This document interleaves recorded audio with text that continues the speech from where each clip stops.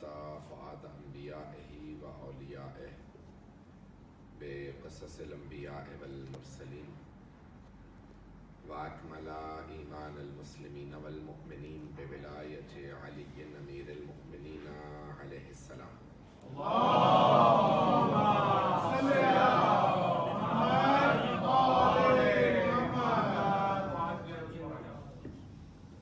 والصلاة والسلام والتحیۃ والاکرام علی افضل الموجودات العبد المؤید والرسول المسدد المصطفى الامجد المحمود الاحمد اعنی ابا القاسم محمد.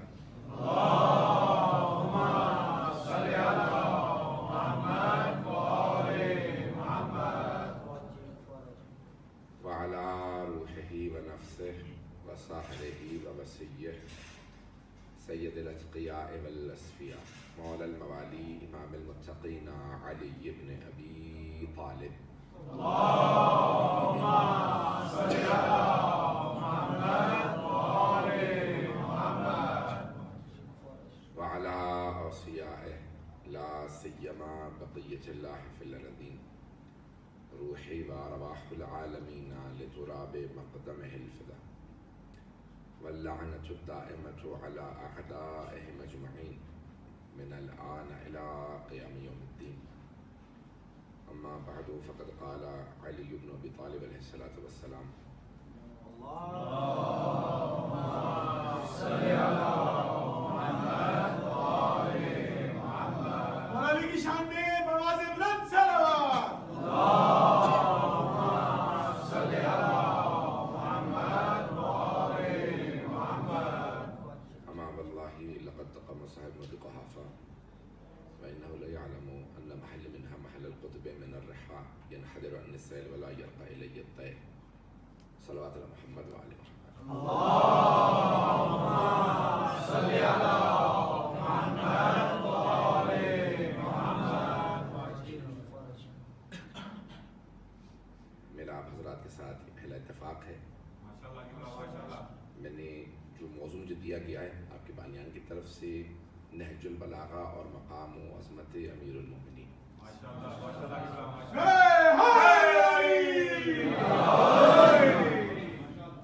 مسلسل ایک مہینے سے مجالس پڑھ کے گلا میرا تھوڑا زخمی حالت میں ہے.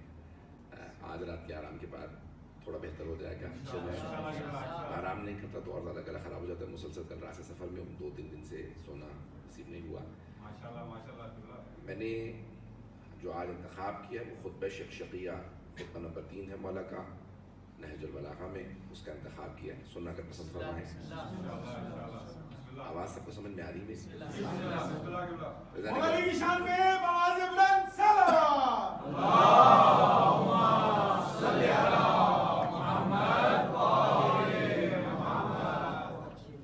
ہم آج موجود تھے لیکن برادران نے چاہا کہ تھوڑی سی تاخیر سے ہو, لیکن اگر کل سر وقت آ جائیں تو ہم 8 بجے شروع کر دیں گے تاکہ پھر میں 1 گھنٹہ پورا بول سکوں.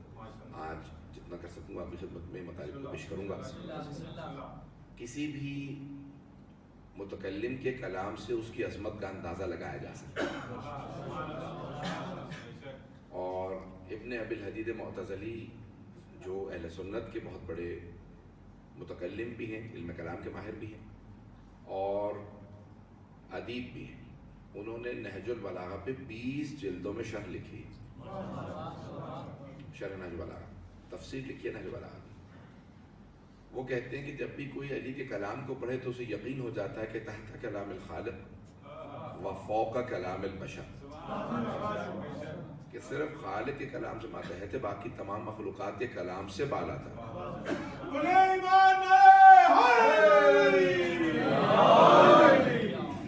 مولا کا کلام خود مولا کے اپنے فرمان کے مطابق آپ فرماتے ہیں کہ کلام الامام امام الکلام. امام کا جو کلام ہوتا ہے وہ جتنے کلام ہوتے ہیں ان سب کا امام ہوتا ہے. امام کا کلام تمام کے تمام کلاموں کا امام. جب آپ پڑھیں گے تو آپ کو اندازہ ہو جائے گا نہج البلاغہ واقع نہج البلاغہ. اب اس میں مولا اپنا تعارف کروا رہے ہیں اور یہ خطبہ خاص طور سے جیسے قرآن کے سوروں کے نام اسی طرح سے بہت سے خطبوں کے بھی نام. اس خطبے کا نام ہے شقشقیہ.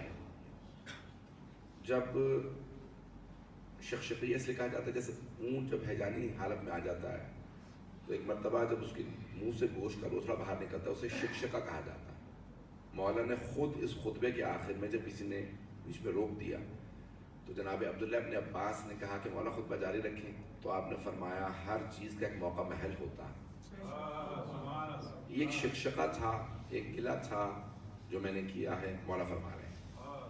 ایک گلہ تھا میرے دل کے اندر جو میں نے کر دیا. بعض علماء نے یہاں تک لکھا کہ بعض خطبوں کے آخر میں مولا نے فرمایا کہ اگر مجھے کوئی نہ روکتا تو میں قیامت تک کے سارے حالات بتا دیتا.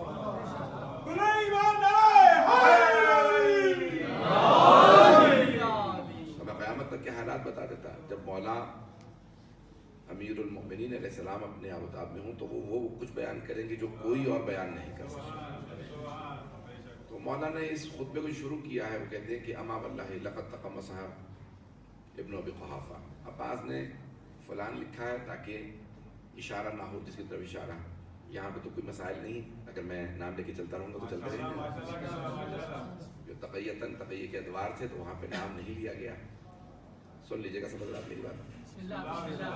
تو اب مولانا نے کہا کہ خلافت کی قمیص کو, خلافت کے کرتے کو ابن ابی قحافہ نے اپنے جسم پہ چڑھا لیا, جبکہ وہ جانتا تھا وہ کرتا اسے پورا نہیں آ رہا تھا. ابن ابی قحافہ, ابو قحافہ کا بیٹا, نام عبد العزا تھا. عزا 4 بڑے بت تھے جن کی عرب پوجا کرتے تھے, لات, منات, حب اور عزا. عبد العزا نام تھا. تو پیغمبر نے کہا کہ بھئی عبد العزا نام بدلو, اور نام عبداللہ رکھ دیا. بعد میں مشہور کنیت سے ہوئے, ابی بکر کے نام سے ابو بکر نام. آج بھی کسی سے پوچھ لیں, کسی مسلمان سے, تو نام کوئی نہیں جانتا ہوگا, لیکن کنیت سے مشہور. توجہ ہے میرے ساتھ, کوئی برا محسوس نہیں کر رہا. تو نام بہرحال جو مشہور ہوا ابو بکر کے نام سے مشہور ہوا, لیکن عبد العزا یعنی عزا جو بت تھا اس کا بندہ, یعنی وہ اس کی پوجا کرنے والا. اور پیغمبر نے نام بدلا بھی, اس کے باوجود بھی تفصیل میں نہیں جانا چاہتا کہ کردار کیسا رہا. لیکن مولا نے کہا کہ بھی ابن ابی قحافہ نے, ابو قحافہ کے بیٹے نے خلافت کے کرتے کو اپنے بدن پہ چڑھا لیا, جبکہ وہ جانتا تھا وہ کرتا اسے پورا نہیں آ رہا. میرا کرتا اگر کوئی بچہ پہن لے تو پتہ چلے گا کہ یہ کرتا اس کا نہیں ہے. توجہ ہو میرے ساتھ. مولا فرماتے ہیں کہ یہ خلافت کی جو قمیص تھی اس نے اپنے جسم پہ چڑھا لی, جبکہ اسے معلوم تھا ان محل منہا محل القطب من الرحا. اب مولا اپنے مقام کو بیان کر رہے ہیں. فرماتے ہیں اب آپ نے پرانے زمانے میں, اپنے بچے تو نہیں جانتے ہوں گے, چکی چلائی جاتی تھی تو اس میں 2 چکی کے پارٹ ہوتے ہیں. سل ہوتی, 2 بڑے بڑے پتھر رکھے جاتے تھے, اور وہ تب تک نہیں چل سکتے, گھوم نہیں سکتے جب تک کہ اس میں جو ایک وسط میں کیل ہوتی ہے, اسے عربی میں کہتے ہیں قطب. اس کیل کو کہتے ہیں قطب. جب وہ کیل ہوتی ہے تو اس پہ وہ چکی گھومتی ہے. اگر کیل نکال دیا جائے, چکی چلانے کی کوشش کریں تو چکی کی سل اتر جاتی ہے, چلتی نہیں. توجہ ہو, چکی چل ہی تب سکتی ہے جب وہ کیل وسط میں ہو, اسے کہا جاتا ہے قطب. مولا فرماتے ہیں خلافت میں مجھ علی کا مقام وہی ہے جو چکی میں قطب کا.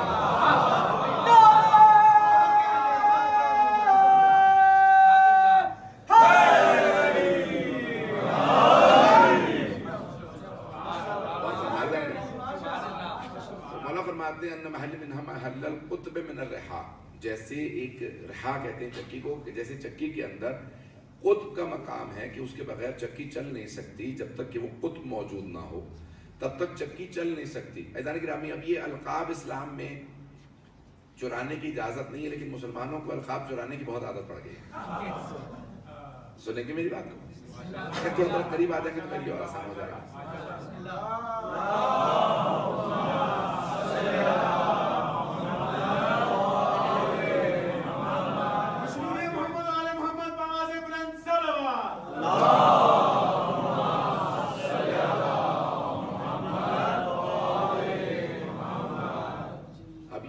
قطب جو ہے اگر آپ دیکھیں تو صوفیہ نے بہت زیادہ استعمال کیا ہے. غوث ہیں, قطب ہیں, ابدال ہیں, یہ سارے کے سارے القابات ہیں جو بہرحال کچھ تو بنائے ہوئے ہیں, کچھ چرا لیے گئے ہیں.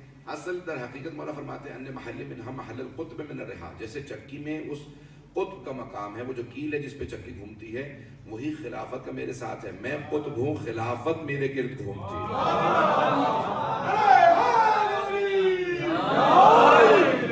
کچھ ایسے ہیں جو خلافت کا طواف کرتے ہیں اور کچھ ایسے ہیں جن کا خلافت طواف کرتے ہیں۔ مولا فرماتے ہیں کہ میرا محل، میرا جو مقام ہے وہ قطب کا مقام ہے کہ خلافت میرا طواف کرتی ہے۔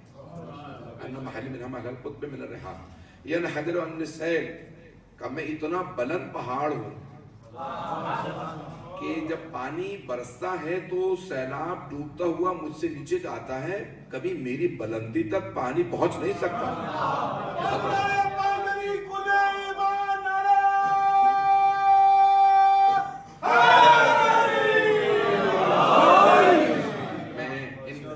بڑے اپنے انداز سے پیش کرتا ہوں لیکن آج گلا ساتھ نہیں دے رہا، لیکن آپ پھر بھی بڑے پیارے انداز سے سن رہے ہیں ذرا۔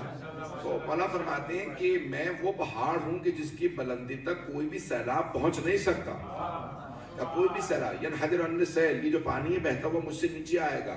ولا یرقی الی طیر، کوئی بھی پرندہ، کوئی فکر اگر اڑنا بھی سیکھ لے تو اڑ کے میری بلندی تک نہیں پہنچ سکتی۔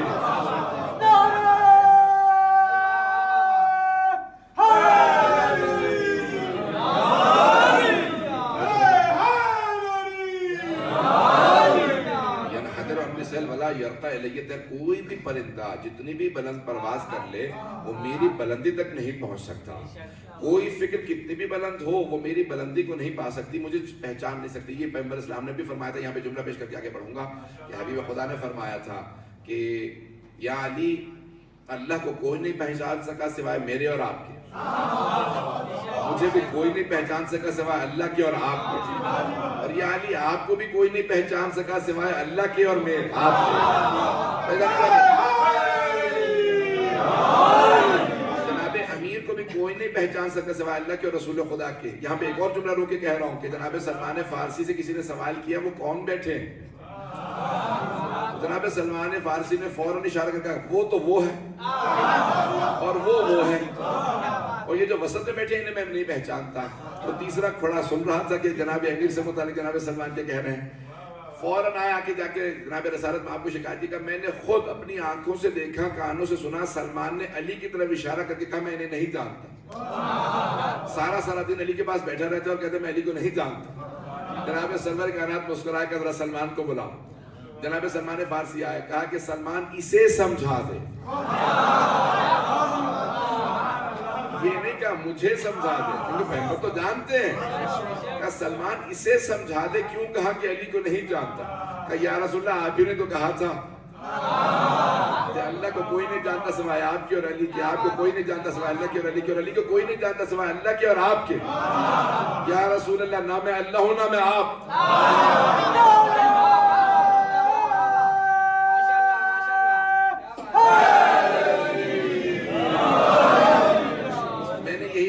کیا ہے کہ میں علی کو نہیں پہچانتا۔ پیغمبر اسلام نے پھر اس سے کہا، اب سمجھ میں آیا سلمان نے کیا کہا تھا؟ کہ یا رسول اللہ یہ بات میرے ذہن میں نہیں تھی۔ تو عزیزان گرامی، جناب امیر علیہ السلام کے مقام کو، عظمت کو سمجھنا کسی کے بس کا کمال نہیں ہے۔ بہت سے آج ہمارے حضرات کہہ دیتے ہیں کہ بھئی جناب امیر علیہ السلام کے مقام کو بہت سے لوگ پڑھا دیتے ہیں، بھئی پڑھائے تو وہ جو سمجھا ہو، جو سمجھا ہی نہ ہو وہ مقام کو کیا پڑھائے۔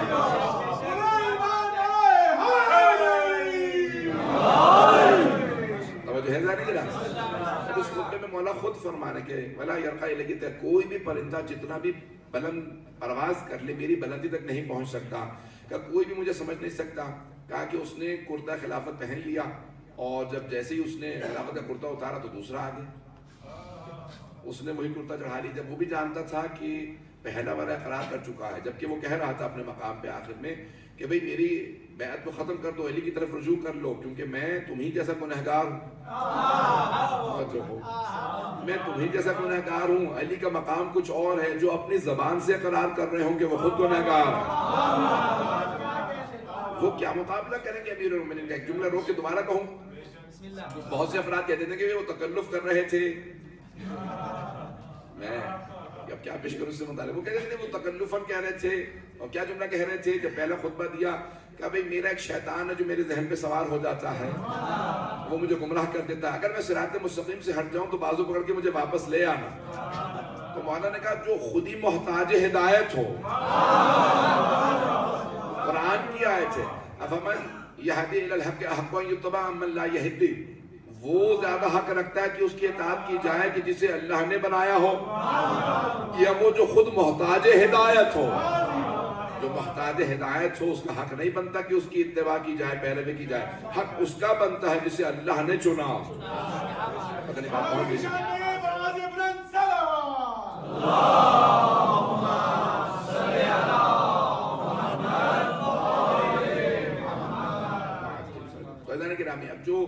اب یہاں پہ جملہ پیش کر رہا ہوں کہ جو ہمارے ہاں قانون ہے تمام کے تمام مسلمانوں میں کہ اقرار العقلاء علی انفسہم جائز و حجہ.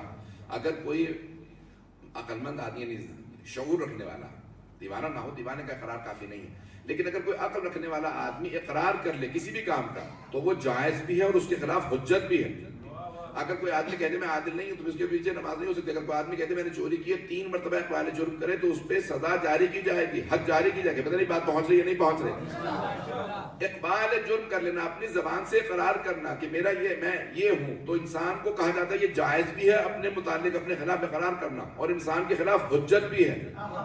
بات پہنچا سکا یا نہیں پہنچا سکا بھائی. اب یہاں پہ شیعہ سنی سب افراد موجود ہیں, اس لیے بہت زیادہ اس کو پرا کرنا نہیں کروں گا بحث کو, صرف یہ بات جملہ پیش کر رہا ہوں کہ اگر کوئی آدمی اقرار کر لے کہ میں ایسا ہوں تو پھر اس کے خلاف وہ جائز بھی ہے, اس کے حق میں جائز بھی ہے اور اس کے خلاف حجت بھی ہے. اگر کوئی خود کہہ دے کہ مجھے شیطان گمراہ کر دیتا, یہ تکلف و تعارف نہیں ہے, ماننا پڑے گا یہ آدمی معصوم نہیں ہے. اور اگر ماننے والے خود بھی کہتے ہیں ہمارا عقیدہ بھی یہی ہے کہ یہ معصوم نہیں ہے, لیکن پھر بھی اعتراض سننے پہ راضی نہ ہو. توجہ ہو, اگر ہم اعتراض کرتے ہیں کہ اگر آپ خود بھی مانتے ہیں کہ معصوم نہیں تھے اور وہ خود بھی کہہ رہے تھے میں معصوم نہیں ہوں, تو اعتراض کرنے میں کیا حرج ہے؟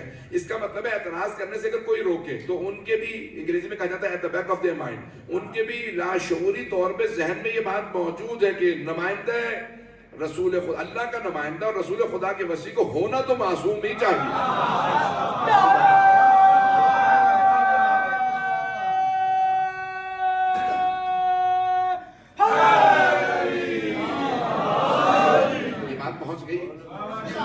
کی ضرورت تو نہیں ہے اس کے اندر.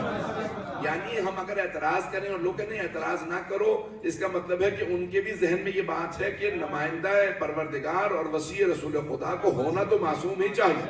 لیکن اب کیا کریں اگر نمائندہ معصوم نہ ہو؟ تو عزیزان گرامی بہت کلی سا قاعدہ ہے, قانون ہے کہ جو جیسا فرد ہو ویسا ہی نائب کو ہونا چاہیے. کچھ ایسی صفات ہوں پتہ چلے یہ کس کا نائب ہے. جب اللہ کہہ رہا ہے انی جاعل فی الارض خلیفہ, میں اپنا زمین پہ خلیفہ نمائندہ بنا کے بھیج رہا ہوں, تو کچھ صفات بتائیں گی نا یہ اس کا نمائندہ.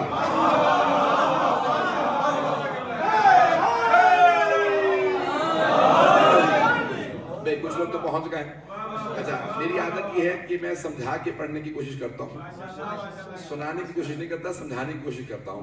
تو اگر کوئی نہ سمجھے نا تو مجھے انگلی پکڑ کے بھی پہنچانا آتا ہے.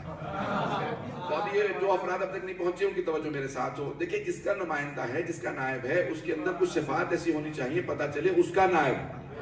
اللہ کہہ رہا ہے انی جاعل فی الارض خلیفہ, میں اپنا نمائندہ بنا کے بھیج رہا ہوں, تو کچھ صفات ہونی چاہیے نا جناب آدم میں کہ پتہ چلے یہ اللہ کا نمائندہ. عزیزان گرامی یہاں روک کے جملے کو پیش کروں گا, مجمع یہی رہا کرے گا میرے ساتھ, رہے گا نا بدلا سا رہے. تو جملہ سن لیجیے گا, میں جملہ پیش کر رہا ہوں. نمائندگان پروردگار میں صفات بتائیں گی اس کے نمائندے. نمائندگان پروردگار کی صفات بتائیں گی اس کے نمائندے. وہ محمود ہے, اس نے محمد کو بھیجا. وہ اعلیٰ ہے, اس نے علی کو بھیجا. وہ فاطر السماوات والارض ہے, اس نے فاطمہ کو بھیجا. وہ محسن ہے, اس نے حسن کو بھیجا. وہ قدیم الاحسان ہے, اس نے حسین کو بھیجا. وہ معبود و مسجود ہے, اس نے عابد و سجاد کو بھیجا. یہ میری اپنی محنت ہے ساری, اگر کسی اور سے سنا ہو تو اس نے میرا ہی پڑھا. وہ معبود و مسجود ہے, اس نے عابد و سجاد کو بھیجا. وہ اصدق القائلین ہے, اس نے جعفر الصادق کو بھیجا. اسے غیظ و غضب پہ پورا قابو ہے, اس نے موسیٰ کاظم کو بھیجا. منازعات کا مرکز اس کی ذات ہے. اس نے علی بن موسیٰ رضا کو بھیجا. تقویٰ وہ عطا کرتا ہے، اس نے محمد تقی کو بھیجا. نقاوتیں اور پاکیزگیاں اس کے لیے، اس نے علی نقی کو بھیجا. ہیبت اس کی ہے، اس نے حسن عسکری کو بھیجا. وہ غیب مطلق ہے.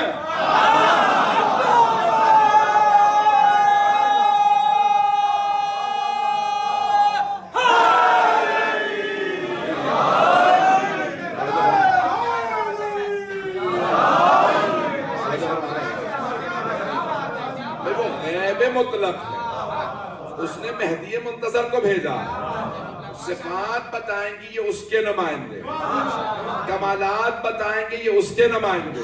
اگر بات پہنچ رہی ہے خزانہ گرامی، اب یہاں پہ مجھے پیش کرنا ہے کہ پروردگار نے جو نمائندگان بھیجے ان کی صفات کیسی ہیں. مولا یہاں پہ جو پیش کرنا ہے نہج بلاغہ کے اندر فرماتے ہیں کہ جب پہلے نے خلافت کو سنبھالا تو اسے کرتا پورا نہیں آ رہا تھا خلافت، لیکن اس نے جاتے جاتے اقرار کرتا رہا کہ علی کا مقام مجھ سے بہت زیادہ ہے، میں تو تمہیں جیسا گنہگار ہوں. لیکن پھر بھی وہ کرتا دوسرے کو دے گیا اور دوسرے نے بھی فوراً وہ کرتا چڑھا لیا. کتنا مولا کو اس بات پہ دکھ ہے کہ دیکھتے ہوئے جانتے ہوئے کہ یہ حقدار ہیں اس کے باوجود بھی ہم کو غصب کرتے رہے. تو مولا فرماتے ہیں دوسرے نے فوراً کرتا چڑھایا. 2 سال 3 مہینے 12 دن پہلے خلافت رہی اور دوسرا 10 سال 6 مہینے. میں مدت پہ بتا رہا ہوں ساتھ. مولا فرماتے ہیں کہ دوسرے نے خلافت کو سنبھال لیا. بس یار گرامی 3 طریقوں سے خلافتوں کا فیصلہ ہوا. پھر تیسرے کا شورا سے فیصلہ ہوا. مولا نے جو پیش کیا ہے میں پیش کر رہا ہوں. اجماع، پہلے خلافت اجماع سے. اجماع سب سمجھتے ہیں، انگریزی میں کہتے ہیں کنسنسس. جب سارے کے سارے ایک مسئلے پہ جمع ہو جائیں، اجماع کر لیں کہ بھی ہم نے فیصلہ کر لیا تو بھی اس کو کہتے ہیں اجماع. سب راضی ہیں ایک مسئلے پہ. توجہ ہے. دوسرا استخلاف. استخلاف کہتے ہیں کہ پہلے نے دوسرے کو اپوائنٹ کیا، ڈیزگنیٹ کیا، ڈیزگنیشن کے تھرو، اپوائنٹمنٹ کے تھرو اگر آئے تو اس کہتے ہیں استخلاف.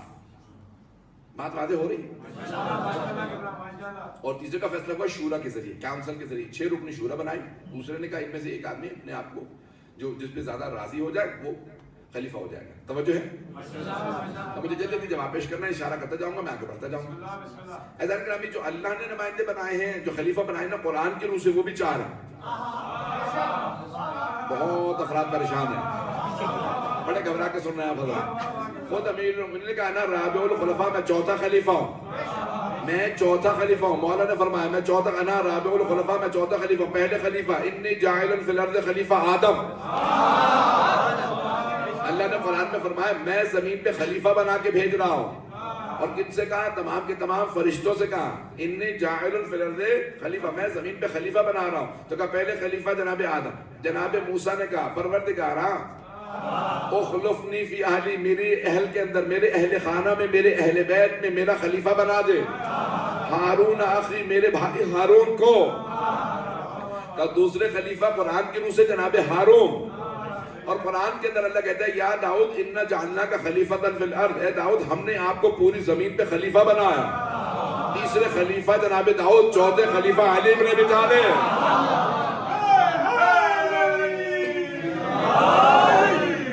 بات پہنچ رہی. اب آئیے ذرا میں پہلے خلیفہ سے متعلق پیش کرتا ہوں کہ جناب آدم، اللہ نے کہا انی جاعل فی الارض خلیفہ، اے آدم ہم نے آپ کو زمین پہ خلیفہ. اللہ نے سارے کے سارے فرشتوں سے کہا انی جاعل فی الارض خلیفہ. آواز میری مجھے اذیت کر رہی ہے، آپ حضرات کو اذیت نہ کر رہی ہے. انی جاعل فی الارض خلیفہ، میں زمین پہ خلیفہ بنا کے بھیج رہا ہوں. کن سے کہا؟ فرشتوں سے. فرشتوں نے پلٹ کے کیا کہا؟ اتجعل فیہا من یفسد فیہا ویسفک الدماء ونحن نسبح بحمدک ونقدس لک. کیا تو زمین پہ ایسے کو اپنا نمائندہ بنائے گا جو زمین میں فساد بھی کرے گا، خون بہائے گا، جبکہ ہم تیری تسبیح بھی کرتے ہیں، تقدیس بھی کرتے ہیں. جناب آدم پہ اعتراض نہیں تھا، وہ تو معصوم ہے. معصوم انسان کے خلیفہ بنائے جانے پہ تھا کہ انسان کو اپنا نمائندہ نہ بنا، ہم میں سے فرشتوں میں سے خلیفہ بنا دے. توجہ، سارے مجمع کی توجہ ہو. فرشتے کہہ رہے تھے پروردگارا آدم کو یعنی انسان کو اپنا خلیفہ نہ بنا، ہم میں سے کسی ایک کو خلیفہ بنا دے. اللہ نے جواب میں کہا انی اعلم ما لا تعلمون، میں وہ جانتا ہوں جو تم نہیں جانتے. تو اب عزیزان گرامی مجمع کی توجہ میرے ساتھ ہو. سارے کے سارے فرشتوں نے اجماع کیا. کچھ لوگ پہنچ گئے. پہلی خلافت تو کہتے ہیں اجماع سے حل ہوئی ہے. سارے فرشتوں نے اجماع کیا اور کہا کہ اتجعل فیہا، پروردگارا کیا تو انسان کو اپنا خلیفہ بنا رہا ہے، ہم میں سے کسی کو خلیفہ بنا دے؟ تو اللہ نے کہا انی اعلم ما لا تعلمون، میں وہ جانتا ہوں جو تم نہیں جانتے. جس خدا کو بے گناہ بے خطا فرشتوں کا اجماع قبول نہ ہو،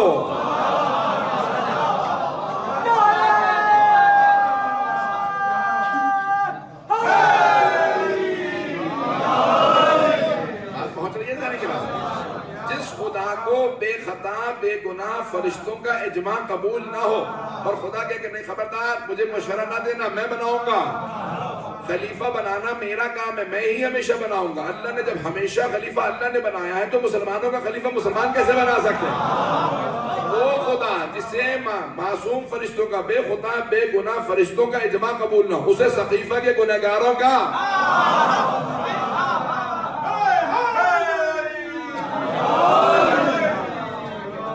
کیسے کسی اور کا اجماع قبول ہو سکتا ہے؟ اللہ نے کہا خبردار مجھے نہ بتانا، مجھ سے پوچھنا. اب بہت سے مسلمانوں کو جب ہم کہتے ہیں کہ بھئی اللہ نے سارے انبیاء کے اوصیاء اللہ نے بنائے، ایسا ہی ہے یا نہیں؟ تھوڑا سا سن لیجیے، پھر قرآن میں پیش کر دیتا ہوں. تمام انبیاء کے اوصیاء اللہ نے کہا میں بناؤں گا. آدم آپ کو میں نے بنا کے بھیجا تھا، آپ کا نمائندہ، آپ کے بعد آپ کا جو نائب ہوگا وہ ہے شیث. جناب آدم کے بیٹے شیث، حضرت شیث کا آپ کے بعد جو وسیع ہے وہ ہے شیث. نمائندہ میں بناؤں گا، وسیع میں منتخب کروں گا، آپ کا نائب میں، جانشین، چاہے امام کہیں چاہے خلیفہ، مفہوم ایک ہی ہے، یعنی جانشین. توجہ ہو، بھائی کہتے ہیں خلیفہ، ہم کہتے ہیں امام، لیکن مراد کیا ہوتی ہے؟ جانشین رسول خدا. سارے انبیاء کے جانشین اللہ نے پر انتخاب کیے ہیں. جناب آدم کا جانشین اللہ نے انتخاب کیا، شیث میں بناؤں گا. شیث کے بعد جانشین میں بناؤں گا. جناب نوح کے سام میں بناؤں گا. جناب ابراہیم کے دونوں اسماعیل و اسحاق دونوں بیٹے جانشین میں بناؤں گا. جناب اسحاق کے جانشین جناب یعقوب کا اللہ نے کہا میں انتخاب کروں گا. اے اسحاق آپ کا، یعقوب کے بعد اے یعقوب آپ کا، یوسف، سب کے انبیاء کے سارے جانشین اللہ چنتا رہا. جناب زکریا کے جانشین جناب یحییٰ. توجہ ہو، جناب داؤد کے سلیمان، سارے انبیاء کے اوصیاء جانشین اللہ نے چنے. تو پھر سرور کائنات کو امت پہ کیسے چھوڑ دے گا؟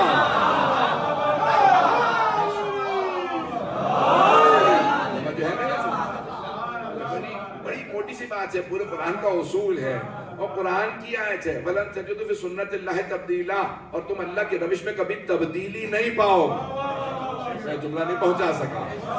وَلَن تَجِدُوا فِي سُنَّةِ اللَّهِ تَحْوِيلًا، تبدیلا اور تحویلا دو آیات ہیں. اللہ کہہ رہا ہے میری روش میں کبھی تبدیلی نہیں آئے گی، میرے اصول میں تبدیلی نہیں آئے گی. تبدیلی وہاں آتی ہے جہاں علم میں کمی ہو. اللہ علیم و خبیر کا اصول میں نے بنایا. میں سارے انبیاء کے اوصیاء چنے، جو چھوٹے چھوٹے انبیاء کے اوصیاء میں نے چنے. جو سب سے بڑا نبی ہے اس کے اوصیاء امت میں کیسے چھوڑ دوں؟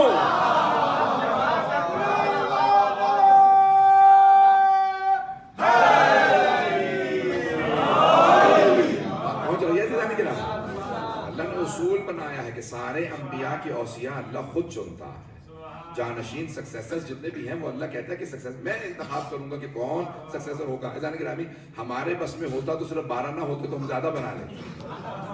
میں اپنے دل سے کہہ رہا ہوں بات، اگر ہمارے پاس ہوتا تو ہم زیادہ بنا لیتے. اللہ نے کہا نہیں، تمہارے بس ہی میں نہیں، میں نے انتخاب کرنا ہے، میں فیصلہ کروں گا. میں نے جب سارے انبیاء کے 12 بنائے، نہیں بات پہنچا سکا. جب سارے انبیاء کے اوصیاء 12 تھے، جناب موسیٰ کے 12 کہاں پہ ہے؟ 5واں سورہ 12ویں آیت. 5 اور 12 کو نہ بھولیے گا.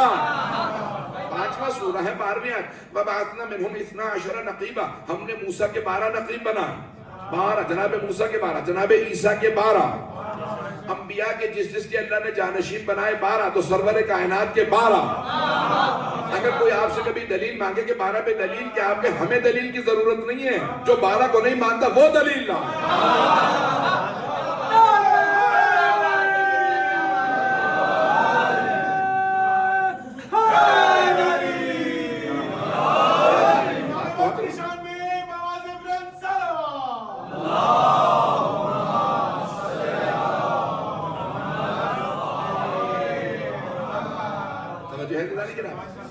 اور 12 پہ دلیل کی ضرورت نہیں، کیونکہ قرآن کا اصول ہے ہمیشہ 12. میں عرض کر رہا تھا کسی جگہ پہ کہ کیمبرج یونیورسٹی میں کانفرنس تھی چند سال پہلے، تو وہاں پہ تمام ادیان کے علماء کو بلایا گیا تھا، ادیان ابراہیمی کے، یہودی بھی تھے، عیسائی تھے، مسلمان تھے، سب تھے، اور سب کے ساتھ ساتھ نمائندے بلائے گئے تھے، بہرحال مختلف ادیان کے سب. تو شیعوں میں ہی تھا، تو یہاں کا بھائی وہاں پہ موجود تھا، مجھے اتفاق ہوا وہاں پہ. تو انہوں نے عیسائیوں یہودی میں سے کسی نے کہا کہ کوئی مشترک چیز ہے، کوئی ہم میں کامن چیز ہے جو کامن ہو، مشترک ہو، ایسی چیز جو سب میں کامن ہو. تو اب سب ایک دوسرے کا منہ دیکھ رہے ہیں، کوئی کامن چیز ہے، کوئی آئیڈیا دے سکتا ہے. سب سے بڑے بڑے جتنے بھی قابل بتانے کے جتنے بھی وہاں پہ یہودیوں کے رہبائز تھے، کرسچنس کے مختلف جو فرقے ہیں ان کے سب نمائندگان تھے، کیونکہ یہودی عیسائی میں بھی فرقے ہیں، سب مسلمان میں موجود تھے. تو میں نے یاد کہا کہ میں نے کہا میں کچھ پیش کرنا چاہتا ہوں، شاید سب میں مشترک. تو اب سب متوجہ ہوئے کہ یونیورسٹی کا پوری فیکلٹی موجود تھی، سارے کے سارے افراد موجود. کالج آف ڈیونٹیز کا سب سے بڑا، سب سے جس کی کئی میل زمینیں ہیں، بڑے بڑے بادشاہ اس کو زمینیں سے گئے ہیں، کئی سو سال سے اسٹیبلش ہے کیمبرج یونیورسٹی کا ڈیونٹی کو. تو میں نے کہا بھائی 12 ایک ایسی چیز ہے جو میں سمجھتا ہوں سب میں کامن ہو. توجہ بھائی، آپ گھبرا کے سن رہے ہیں. تو میں نے ان سے کہا کہ بھائی 12 مجھے لگتا ہے کامن ہے. تو فوراً یہودیوں نے کہا اچھا آپ بھی 12 کو مانتے ہیں؟ عیسائیوں نے پلٹ کے کہا اچھا آپ دونوں 12 کو مانتے ہیں؟ تو بعض مسلمان گھبرانے لگے، کہا کہ نہیں یہی 12 کو مانتے ہیں. میں نے کہا نہیں قرآن کے اندر 12. بھائی فوراً یہودیوں نے کہا ہم تو مانتے ہیں کہ جناب عیسیٰ، جناب موسیٰ کے 12. عیسائیوں نے کہا ہم بھی مانتے ہیں جناب عیسیٰ کے 12. تو بھائی دلیل ہمیں نہیں چاہیے، جو 12 کو نہیں مانتا دلیل اسے چاہیے. قرآن کے اندر اللہ نے ہمیشہ 12 کہے. اچھا پھر شیعہ سنی کتابوں کے اندر بھی 12. صحیح بخاری میں کتاب الاحکام میں، آپ تو گھبرا کے سن رہے ہیں، تو صحیح بخاری کے اندر کتاب الاحکام کے اندر ہے. پیغمبر اسلام سے پوچھا، جابر بن سمرہ، بہت سے اور صحابہ کا مجمع ہے، سوال کیا کہ رسول خدا سے، کہا یا رسول اللہ کمیل اوصیہ آپ کے کتنے وصی ہوں گے؟ کہا جتنے نقباء بنی اسرائیل تھے، جتنے سارے انبیاء کے. کہا کتنے ہیں سب انبیاء کے؟ کہا 12. لا یزال امر هذه الامه، یہ اس امت کا امر تمام نہیں ہوگا، حتی یکون فی 12 رجلا، جب تک کہ ان میں 12 مرد حکومت نہ کریں. بہت سے لوگ پہنچ گئے، بہت سے بھی نہیں پہنچے ہیں. تو پیغمبر اسلام نے صحیح بخاری کے اندر فرمایا 12 رجلا، 12 مرد. پھر بھی نہیں میں پہنچا سکا. 12 رجلا، 12 مرد، 12 رجل. لفظ آیا ہے صحیح بخاری میں 12 رجلا، 12 مرد، 12 رجل. اگر رجل سمجھنا ہو تو خیبر میں چلیں.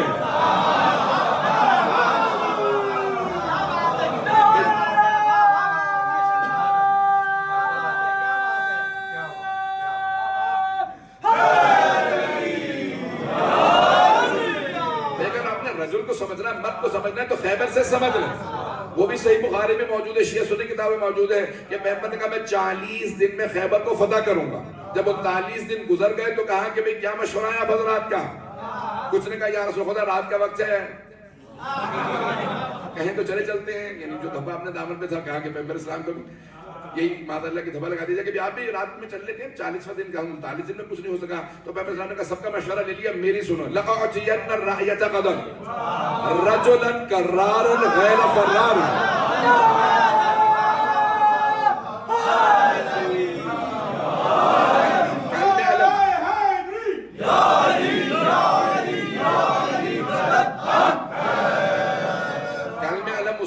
جو مرد ہوگا، کرار ہوگا، غیر فرار ہوگا. اب ذہن میں آ گئی نا خیبر آپ کے.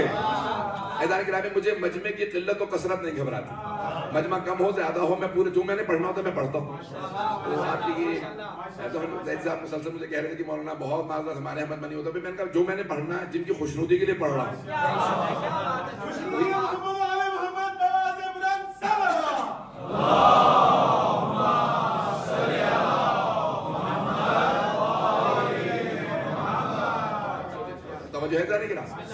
اور وہاں پہ فرمایا پیغمبر اسلام نے کہ میرے بعد 12 مرد آئیں گے حکومت کریں گے. بخاری کے اندر بھی موجود ہے 12 مرد آئیں گے حکومت کریں گے. صحیح بخاری کے اندر موجود ہے. عزیزان گرامی، مرد سمجھنا ہو تو خیبر سے سمجھیں. پیغمبر اسلام نے پہلا سمجھا دیا. ابھی وہاں پہ دیکھ لو مرد کیسا ہوگا، باقی 11 ویسے ہی تلاش کر لیں.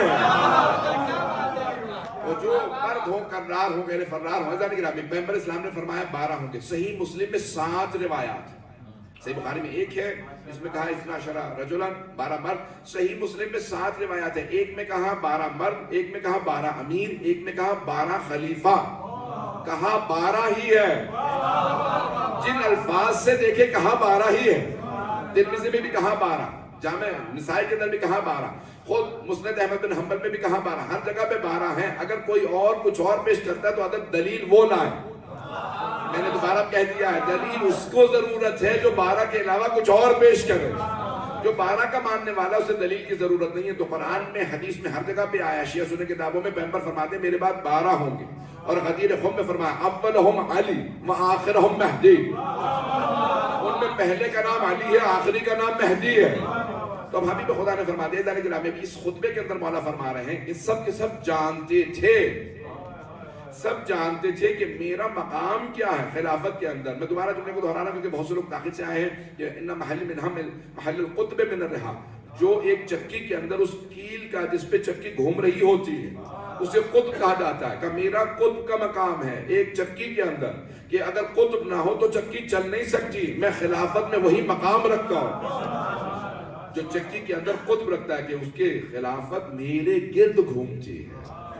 یہاں تک کہ فرمایا گیا کہ جب اس سے خلاف ہو گیا، ایک نے دوسرے کو خلیفہ بنا دیا، تو اس مقام پہ بھی ایک ہی مسئلہ دوبارہ سر پیش تھا کہ اگر پہلا طریقہ صحیح تھا تو پھر طریقہ بدلا کیوں گیا؟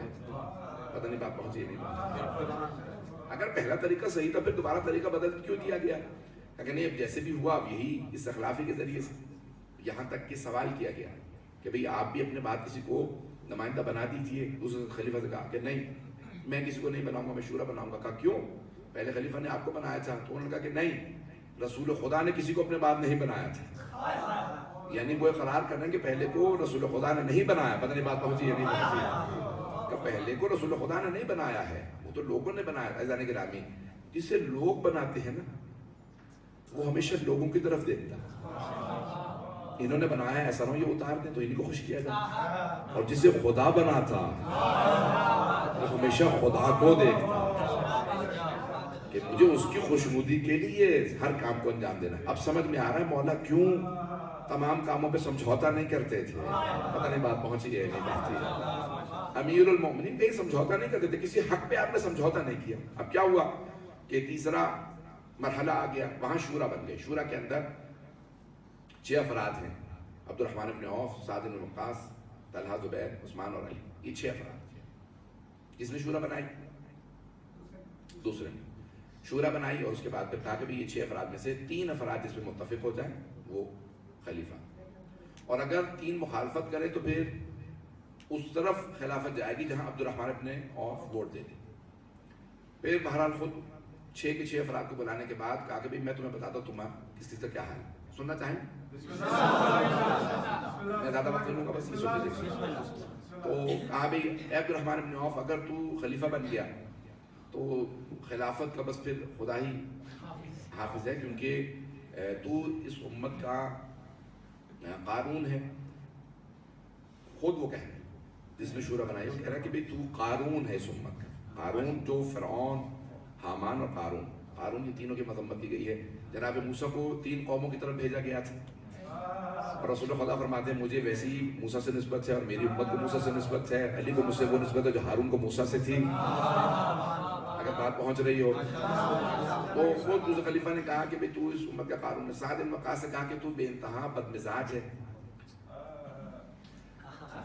بالکل خلافت کو زیب نہیں دیتا کہ تجھے ساتھ میں خلیفہ بنے.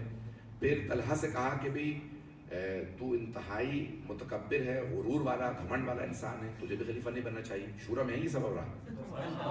اور پھر کہا زبیر تو سب سے بخیل انسان ہے، اگر تو خلیفہ بن گیا تو ایک جو کے دانے کی خاطر پوری امت سے لڑا کرے گا. اور پھر عثمان سے کہا کہ بھئی اگر تم خلیفہ بنے تو پھر تم اقربا پروری میں اور قوم یعنی اقربا پروری اور یہ قوم پرستی کے اندر تمہارا کوئی ثانی نہیں ہے، تم یہی کرو گے. یہی سب کچھ ہوا.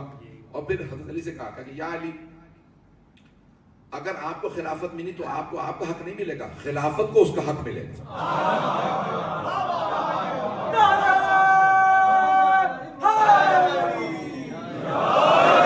بات پہنچ رہی ہے یعنی جس میں خود شورا بنائے گا کہ یا علی، اگر آپ کو خلافت مل گئی تو آپ کو آپ کا حق نہیں ملے گا، خلافت کو اس کا حق ملے گا. کہ یا علی آپ میں تمام خوبیاں، بس ایک آپ کے اندر برائی ہے. یہ کون کہہ رہے ہیں؟ دوسرے خلیفہ. کہا آپ میں ایک برائی ہے. کیا برائی ہے؟ کہ آپ ہمیشہ مسکراتے رہتے ہیں.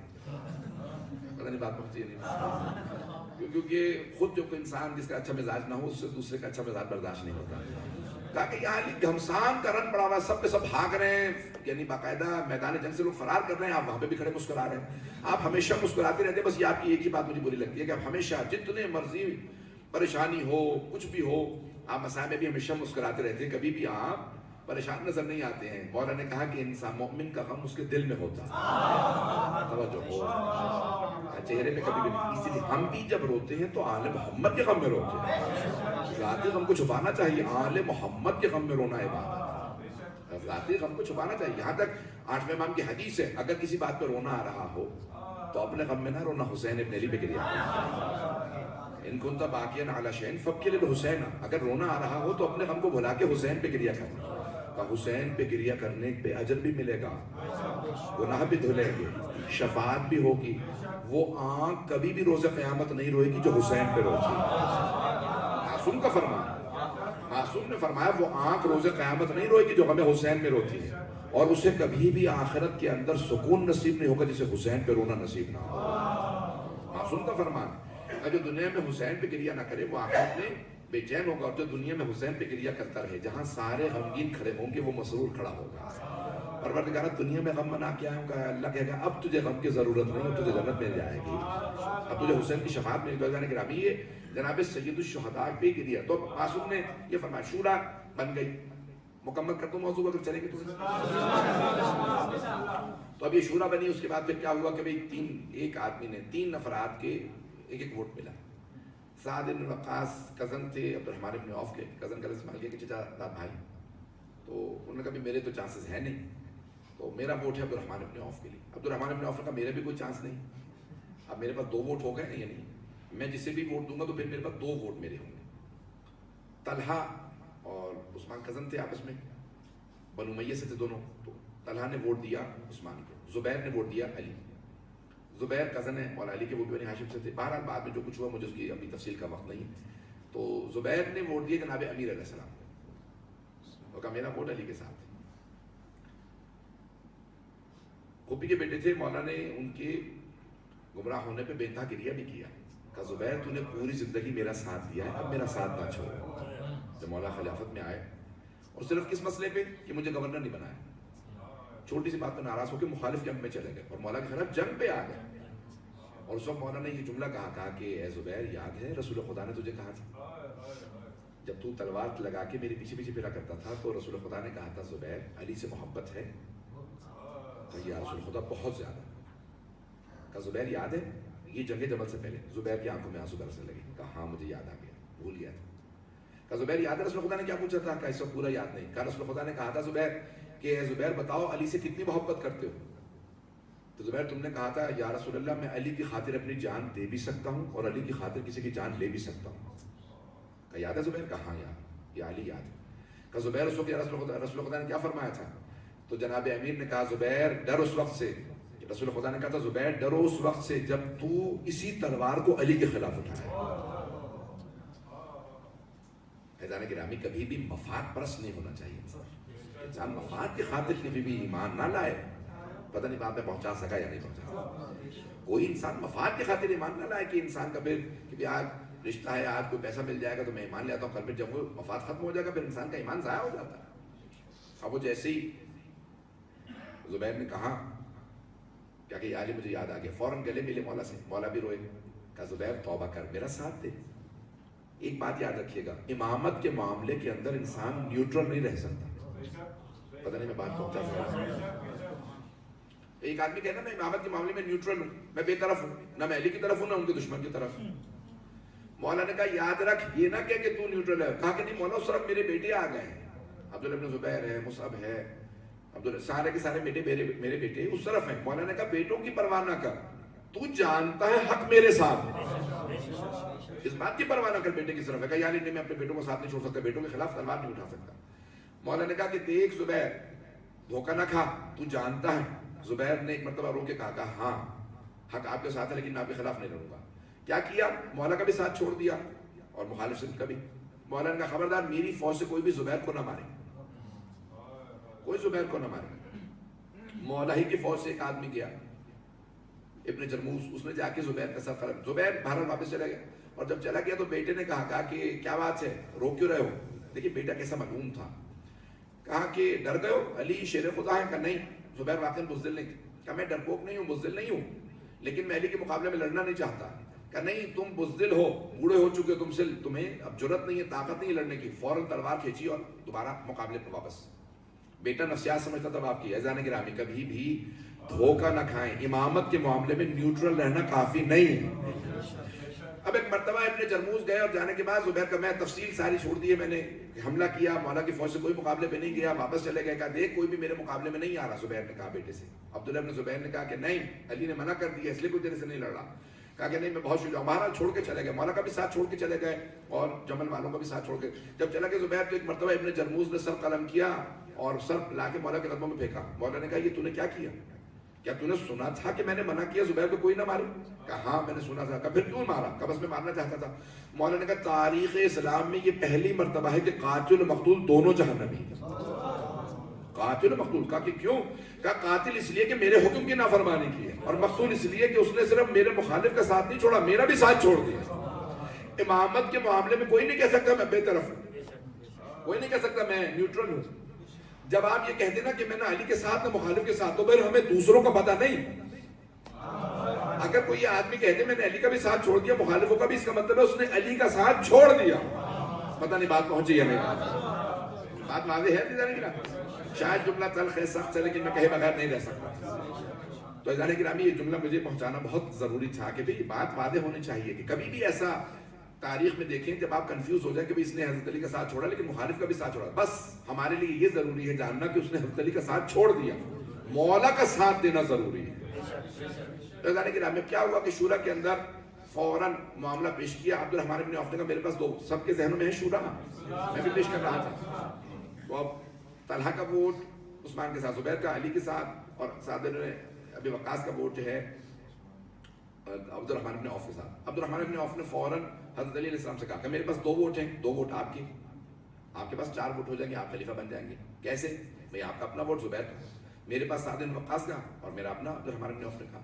تو 4 ووٹ آپ کے پاس ہو جائیں گے. میری شرط یہ ہے کہ آپ قرآن سے فیصلہ کریں گے، سیرت النبی سے، سنت النبوی پہ، اور سیرت شیخین. مولانا نے کہا جہاں تک قرآن کا تعلق ہے تو تم مجھ سے قرآن سیکھو،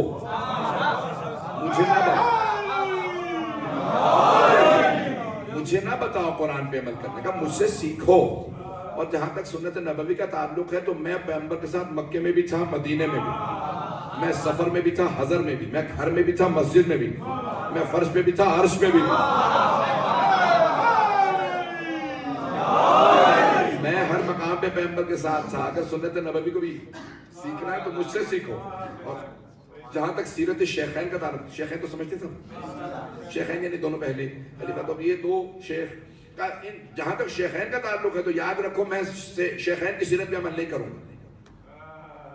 اگر بات پہنچ گئی، میں قرآن و سنت پہ عمل کروں گا، اور جہاں پہ قرآن و سنت پہ معاملہ نظر نہ آیا میں اپنے نظر پہ، اپنی فکر کے اوپر عمل کروں گا، سیرت شیخین پہ عمل نہیں کروں گا. اس نے فوراً اسی بات کو پیش کیا. عثمان سے کہا کہ آپ کو قبول ہے؟ کہا مجھے قبول ہے، میں قرآن سنت اور سیرت شیخین پہ عمل کروں گا. پھر دوبارہ اس نے پیش کیا یا علی ابھی بھی سوچ لیجیے. مولانا نے کہا تو مجھے نہ سکھا، علی جو کچھ کہتا ہے سوچ سمجھ کے کہتا، کہ جو میں نے کہہ دیا وہی میرا فیصلہ. پھر دوبارہ کہا عثمان سے، پھر کہا کہ عثمان قبول ہے آپ کو؟ کہا مجھے قبول ہے. پھر کہا یا علی پھر سوچ لیجیے. کہا میں جو کہہ چکا ہوں وہ کہہ چکا ہوں، میں سیرت شیخین پہ عمل نہیں کروں گا. پھر تیسری دفعہ دوبارہ کہا عثمان سے، کہا کہ میں نے بیعت کر لی ہے، فیصلہ ہو گیا. ایسا کہ نامی شورا کا معاملہ ختم ہوا. جیسے مولا باہر آئے، کئی دن گزر چکے تھے، بس تھوڑا تھوڑا وقفہ آتا تھا بیچ میں. جیسے باہر آئے جناب عبداللہ ابن عباس نے سوال کیا یا علی آپ شورا سے راضی تھے؟ یہ شورا کسی اور نے بنائی تھی، آپ راضی تھے؟ مولانا کا راضی نہیں تھا. کہا کہ راضی نہیں تھے پھر گئے کیوں؟ توجہ ہو. یا علی آپ شورا سے راضی تھے؟ کہا شورا سے راضی نہیں تھا. کہا اگر راضی نہیں تھے گئے کیوں؟ کہا جس نے شورا بنائی تھی اسے جھوٹا ثابت کرنا.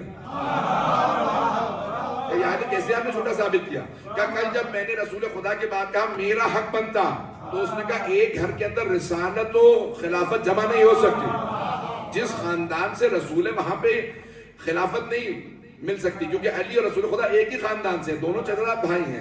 تو رسول خدا رسول تھے تو وہاں پہ خلافت نہیں جا سکتی. آج جب اس نے شورا بنائے تو کہا ان 6 میں سے کوئی بھی خلیفہ بن سکتا. یا وہ کل جھوٹ بول رہا تھا یا آج جھوٹ بول رہا تھا.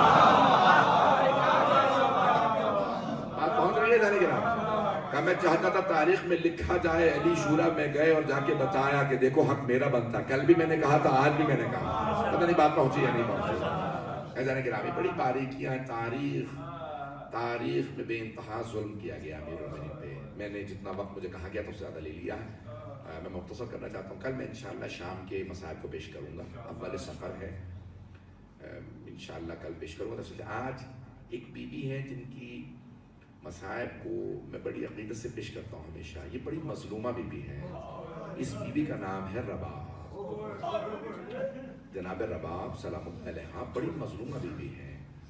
جب شب عاشور تھی تو جناب رباب ہاتھوں میں جناب علیہ السلام کو لیے تھی اور بار بار کہتی تھی اے میرے لال, میں خاندان اہل بیت سے نہیں ہوں بیٹا, میں باہر سے بیاہ کے آئی ہوں. میں سیدہ کی بیٹی نہیں ہوں, میں امیر المومنین کی بیٹی نہیں ہوں, میں رسول خدا کی نسل سے نہیں ہوں, میں باہر سے بیاہ کے آئی ہوں. میرے لال بس میرے دودھ کی آبرو رکھ لے.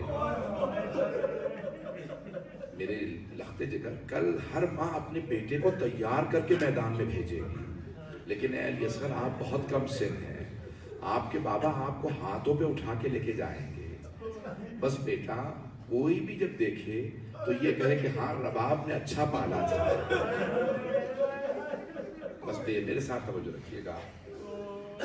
جناب رباب کے مسائل میں پیش کر رہا ہوں کہ جناب میں کہوں کہ یہ کیسے کربلا میں آنے والے تھے. انہوں نے ایسے بچے کو تیر مارا جس بچے کو یہ بھی معلوم نہیں تھا تیر کھا کے روتے ہیں یا مسکراتے ہیں.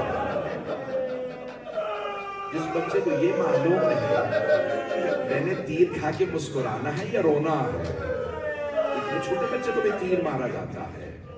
اور کیسا تیر مارا گیا, سے شعبہ تیر مارا گیا. لہو ثلاث و شعاب, جس کے 3 منہ تھے اس تیر کی. گھوڑوں کو جو تیر مارا جاتا تھا وہ 3 بچے کو مارا گیا. جانے کے نام 11 محرم کا دن نکلا ہے. شام غریبہ میں بیویوں نے لاشوں کو نہیں دیکھا تھا, لیکن جیسے 11 محرم کا دن نکلا تو مورخین کہتے ہیں, مقتل میں الفاظ ہیں کہ جیسے ایک ٹوٹی ہوئی تسبیح کے دانے بکھر جاتے ہیں. اہل بیت کی بیویاں میدان کربلا میں ایسے بکھر گئی جیسے ٹوٹی ہوئی تسبیح کے دانے بکھر جاتے ہیں. کوئی بیوی کسی لاشے پہ چلی گئی, کوئی کسی لاشے پہ, کوئی بار بار آواز دے رہی تھی ہائے میرا علی اکبر, کوئی بیوی کہتی تھی ہائے میرا قاسم, ایک بیوی بار بار کہتی تھی ہائے میرا بھائی عباس. لیکن 2 بیویاں کسی لاشے پہ نہیں گئی, وہ صرف امام حسین کے لاشے پہ آئی. ایک جناب زینب کبریٰ ہے, دوسری جناب رباب. جناب زینب کے مسائل کسی اور موقع پہ انشاءاللہ آج جناب رباب کے سن لیں. اگر دیکھ سکے تو دیکھیے گا, میری طرف نہیں تو آنکھیں بند کر کے تصور ضرور کیجیے گا. مقتل میں الفاظ یہ ہے جب جناب رباب آئی نا, کسی لاشے پہ نہیں سوائے امام حسین کے لاشے پہ, کسی لاشے پہ نہیں. جناب رباب جب آئیں مولا حسین کے لاشے پہ تو ایک مرتبہ آنے کے بعد جملہ کہا اے میرے آقا حسین, اے میرے مولا حسین, اے میرے سرتاج حسین, میرے ہاتھ پسے گردن بندھے ہوئے ہیں. اگر ہاتھ کھلے ہوئے ہوتے میں اپنے ہاتھوں سے آپ کے لاشے پہ سایہ کرتے. اگر میرے سر پہ چادر ہوتی میں اپنی چادر کا آپ کو کفن دے دیتی. میرے مولا میں جانتی ہوں آپ کو شہادت سے پہلے پانی نہیں پلایا گیا. مولا میں وعدہ کر کے جا رہی ہوں جب تک زندہ رہوں گی کبھی ٹھنڈا پانی نہیں پیوں گی. اے میرے سرتاج میں آپ کے لاشے کو تپتی ریت پہ چھوڑ کے جا رہی ہوں, دھوپ میں چھوڑ کے جا رہی ہوں. وعدہ کرتی ہوں جب تک زندہ رہوں گی کبھی سائے میں نہیں بیٹھوں. مولا میرے پاس آپ کی 2 نشانیاں تھیں, ایک علی اصغر دوسرے سکینہ. مولا میں نے اپنا علی اصغر آپ پہ قربان کر دیا. جب موقع ملا میں اپنی سکینہ بھی آپ پہ قربان کر دوں گی. اجرکم اللہ, اجرکم اللہ. بھائی آپ جب روتے ہیں تو آپ کو کوئی تازیانے تو نہیں مان رہا, جب آپ روتے ہیں آپ کو کوئی تماچے تو نہیں مانتا. اجرکم اللہ, اجرکم اللہ. میرا آپ سے وعدہ ہر آنکھ میں آنسو ہوگا, ہر آنکھ میں آنسو ہوگا. چلیے اگر دیکھ سکے تو چلیے گا میرے ساتھ. ایک مرتبہ کربلا سے بی بی رباب چلی, کوفے گئی, کوفے سے شام گئی. شام میں رہائی مل گئی. جب رہائی ملی نا تو بیویوں کو رونے کی اجازت مل گئی. جب رونے کی اجازت ملی کوئی مسائب پڑھنے والا نہیں تھا. ایک بیوی آواز دیتی تھی واہ حسینہ, ساری بیویاں رونے لگتی تھی. جیسے خاموش ہوتی دوسری بیوی آواز دیتی واہ عباسہ. پھر کوئی بیوی کہتی واہ قاسمہ، واہ علی اکبرہ، واہ علی اصغرہ، بس بس جانے کے نام ہے. بیویاں بیٹھی گریا کر رہی ہیں، اتنے میں تبرکات واپس آنے لگے. وہ ملعون تبرکات لوٹ کے لے گئے تھے. اگر دیکھ سکے میٹر دیکھیے گا، 2 چھوٹی چھوٹی بالیاں آئیں تبرکات میں، 2 چھوٹی چھوٹی بالیاں آئیں. جیسی جناب رباب نے بالیوں کو دیکھا، بیوی تڑپ کے رونے لگی. میرا دل کہتا ہے یہی کہا ہوگا جناب رباب نے جو بالیوں کو لے کے آیا تھا، یہ بالیاں واپس لے جا. جس بیوی کی بالیاں تھی وہ اب نہیں رہی. بس بھئی سارے میں نے مصائب چھوڑ دیے. اتنے میں شہداء کے سر واپس آنے لگے. جب شہداء کے سر واپس آ رہے تھے نا، پہلا جو سر آیا بڑا ننھا سا سر تھا، بڑا چھوٹا سا سر تھا. جناب رباب نے برقعے کا دامن پھیلایا کہ اللہ علی اصغر کا سر مجھے دے دو. جناب علی اصغر کا سر لیتے جناب رباب نے ایک سوال کیا، بیٹا علی اصغر ام مثلو کا تنہر، بیٹا کہ تجھ جیسے بچوں کو بھی نہر کیا جاتا ہے؟ بیٹا اونٹوں کو نہر کیا جاتا ہے. بیٹا یہ تجھے کس نے اس طرح سے تیر مارا ہے؟ میں نے سارے مصائب چھوڑ دیے. بس بے بیویوں کو رہائی ملی. بیویاں چلیں. کہاں سے چلیں؟ شام سے چلیں. چہلم کے لیے دوبارہ کربلا آ گئی.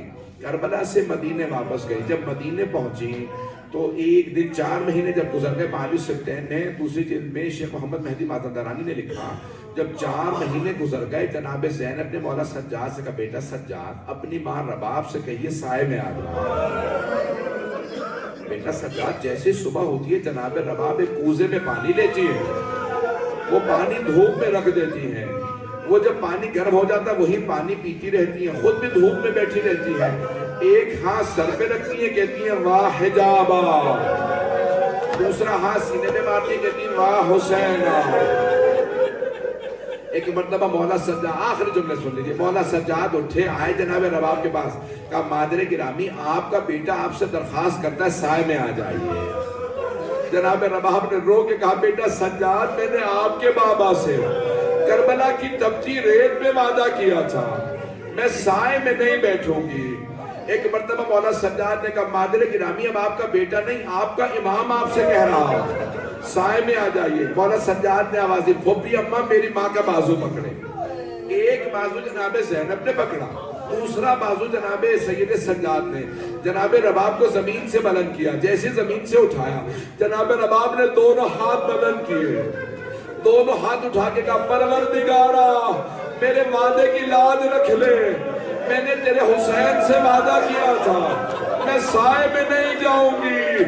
ایک مرتبہ مولا سجاد نے کہا پھوپھی اماں میری ماں کو لٹا دے، ان کی روح پرواز کر گئی. الا لعنت اللہ علی القوم الظالمین وسيعلم الذين ظلموا أي منقلب ينقلبون. میں جتنا مختصر کر سکتا تھا میں نے مسائل کو مختصر کر دیا. ہاتھوں کو بلند کیجیے گا، صرف ایک واسطہ دوں پروردگارا. جب جناب سید سجاد نے کہا نا شام میں پھوپھی اماں آج رات بیویوں سے کہہ دیں کہ صبح ہم مدینے واپس چلے جائیں، بیویاں تیار رہیں. جیسی صبح نمودار ہوئی امام سجاد نے پوچھا پھوپھی اماں بیویاں تیار ہیں؟ جناب زینب کبریٰ نے فرمایا کہ بیٹا سجاد سب بیویاں تیار ہیں، لیکن آج صبح فجر سے نہ جانے رباب کہاں چلی گئی ہے، رباب کا کچھ پتہ نہیں چل رہا. مولا سجاد کے آنسو بہنے لگے کہ پھوپھی اماں مجھے پتہ ہے میری ماں کہاں گئی، میرے ساتھ چلے راستے سے ماں کو لے لیں گے. جب مولا سجاد چلے نا تو جناب زینب نے کچھ دیر بعد کہا بیٹا سجاد یہ راستہ تو زندان کو جاتا ہے. اب پھوپھی اماں میری ماں زندان کی قبر سے ودا کرنے گئی. علماء فرماتے ہیں جیسے ایک ماں بچے سے لپٹ کے روتی ہے ویسے جناب رباب قبر سے لپٹے ہوئے اور رو رو کے کہہ رہی تھی سکینہ اٹھو ہم مدینے واپس جا رہے ہیں. سکینہ آپ کو سب سے زیادہ شوق تھا مدینے واپس جانے کا، بیٹی اٹھو ہم مدینے جا رہے ہیں. پروردگارا واسطہ اس ماں کی عظمتوں کا امام زمانہ کے ظہور میں تعجیل فرما، دشمنان اہل بیت کو نیست و نابود فرما، داعش و طالبان کو آل سعود کو غارت فرما، مومنین کی حفاظت فرما، پروردگارہ جو ہاتھ بلند ہیں کسی بھی مومن و مومنہ کو رد نہ فرما، پروردگارہ ہم سب کی عاقبت بخیر فرما، پروردگارہ امام زمانہ کا ظہور دیکھنا نصیب فرما، جناب رباب کی اجڑی گود کا واسطہ جتنے مومنین و مومنات بے اولاد ہیں سب کو اولاد عنایت فرما، مقروضوں کے قرضے ادا فرما، پریشان حالوں کی پریشانیاں دور فرما، حج و زیارات کی تمنا رکھنے والوں کو حج و زیارات نصیب فرما، ہمارے جتنے بھی مقامات مقدسہ ہیں سب کی حفاظت فرما، پروردگارہ شام کے روضوں کی حفاظت فرما، عراق کے روضوں کی حفاظت فرما، جنت البقیع جنت معلیٰ دوبارہ تعمیر ہوتا دیکھنا نصیب فرما، اس امام باقی کو ترقی عنایت فرما، خدمت کرنے والوں کی توفیقات میں اضافہ فرما، ربنا تقبل منا انك انت السميع العليم بحق محمد وعلى الطيبين الطاهرين المعصومين.